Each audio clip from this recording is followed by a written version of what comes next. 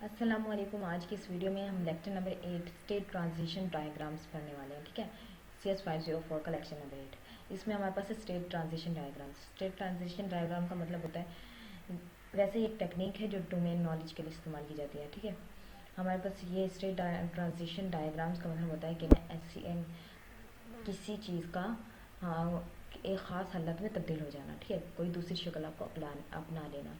State transition diagram क्या है कि ना, हमारी जो इंटिटीज़ होती है, मतलब entities information before it moves to the next place, मतलब जो हमारी इंफॉर्मेशन है वो क्या नेक्स्ट प्लेस में मूव हो जाना।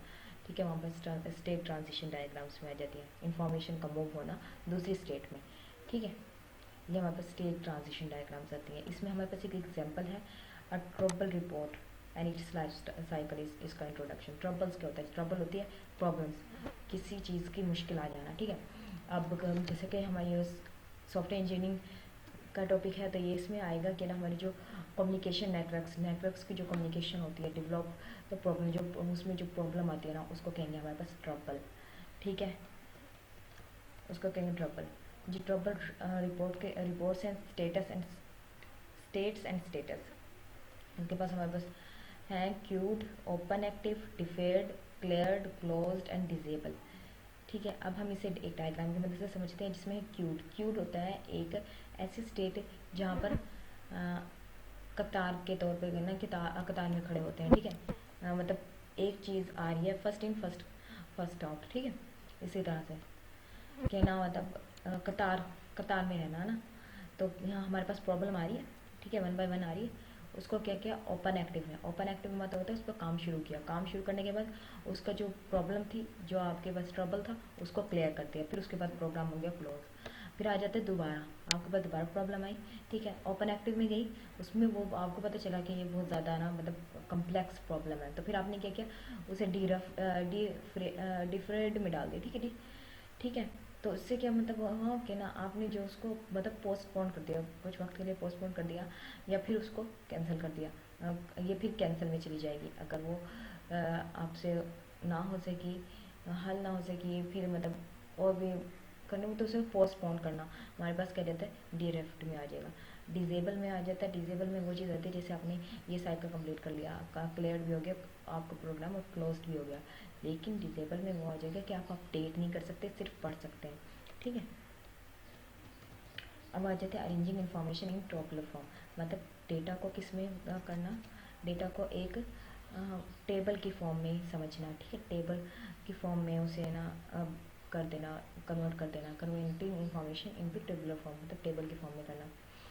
ठीक है, ताकि वो हमारा जो डेटा हो उसको ईजी टू अंडरस्टैंड हो। फिर हमारे पास आ जाते हैं external inputs and external output, external inquiry. Input का मतलब होता है कि ना आपके पास बाहर से डेटा आया है। ठीक है, एक्सटर्नल आउटपुट का मतलब आपने जो डेटा है वो फिर सेंड किया है। ठीक है, डेटा आ गया, इनपुट से डेटा आपने ले लिया, फिर आप उसे process the data that send the data, data को क्या कर रहे हो? भेज रहे हो आगे।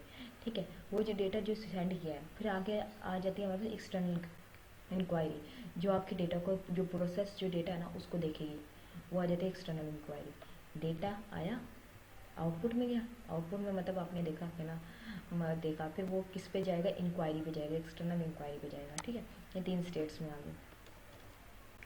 आगे एग्जाम्पल दी हुई है सारी। Data flow model, data flow model और डेटा फ्लो मॉडलिंग, ये आखिरी टॉपिक है, डेटा फ्लो मॉडलिंग। ये दोनों सेम ही कॉन्सेप्ट है, बस थोड़ा सा इनमें डिफरेंस है। इसमें होता है कि ना हम जो इन्फॉर्मेशन है उसको कहते हैं, उसमें हमारा हाउ द डेटा, जो हमारी डेटा किस तरह फ्लो होगा। ठीक है, वो आप बताते हैं। ठीक है, और जो मॉडलिंग होती है उसमें हम क्या बताते हैं कि वो जो डेटा ना, जो आपने डेटा फ्लो जो है उस वो एनालाइज करता है, उस डेटा को एनालाइज करना हमारे पास डेटा फ्लो मॉडलिंग में आ जाता है। और डेटा फ्लो मॉडल बताता है कि ये डेटा किस तरह से बह रहा है। ठीक है, किस तरह से फ्लो करेगा। नोटेशंस आ जाती है इसमें, process, external agent and data stores, data flow diagrams. ये हमारे पास डिफरेंस है, आप खुद देख लेना, सिंपल सा डिफरेंस है फ्लो चार्ट्स और DFT में। इसमें हमारे पास है, देखें यहाँ पे, ये हमारे पास ये जो इंटिटीज़ है यहाँ पे, ड्यू कौंसल अकाउंट बैलेंस, ये विदड्रा, ये हमारे पास कौन सी है? ये हमारे पास है प्रोसेस की। ठीक है, एक्सटर्नल की, ठीक है, जो हमारे पास डेटा को भेज रही है, ठीक है, इंटरनल आउटपुट भी कह सकते हैं आप इसे, एक्सटर्नल इनपुट, ठीक है। ये हमारे पास क्या कर रही है, ये हमारे पास प्रोसेस है, डेटा क्या हो रहा है, प्रोसेस हो रहा है इनमें। और ये जो ये है इस तरह की जो हाफ फिल है, ठीक है, इस तरह की जो हमारे पास हाफ फिल है, ये हमारे पास क्या आ जाते हैं, डेटा स्टोर के, इनमें डेटा स्टोर हो रहा है, ठीक है। ये हमारे पास क्या है, एक्सटर्नल एजेंट्स हैं, ठीक है, जो बाहर से काम करने, जैसे बैंक आ गया, एम्प्लॉयर आ गए, और द इनकम सोर्सेज, ये हमारे पास एक्सटर्नल है। और ये जो है हमारे पास, ये हमारे पास प्रोसेस, इसमें डेटा प्रोसेस हो रहा है, ठीक है, जिसमें पे आ बिल आ गया, कि हमारे पास डेटा प्रोसेस हो रहा है। ये स्क्वायर रेक्टेंगुलर में आती है, ठीक है, जो हमारे पास एक्सटर्नल एजेंट है। और जो हमारे पास प्रोसेस है वो एक हमारे पास क्या कहते हैं, रेक्टेंगुलर में आती है।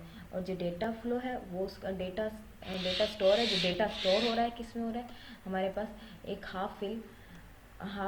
ये एक हाफ फिल दूसरे कलर से, और मतलब यहाँ तक हमारा डेटा स्टोर जो हो रहा है, इस तरह की जो शक्ल हमारे पास क्या आएगी, वो हमारे पास डेटा स्टोर की आएगी। और ये जो एरोज हैं ये हमारे पास डेटा फ्लो के, कि डेटा किस तरह से बह रहा है, ठीक है।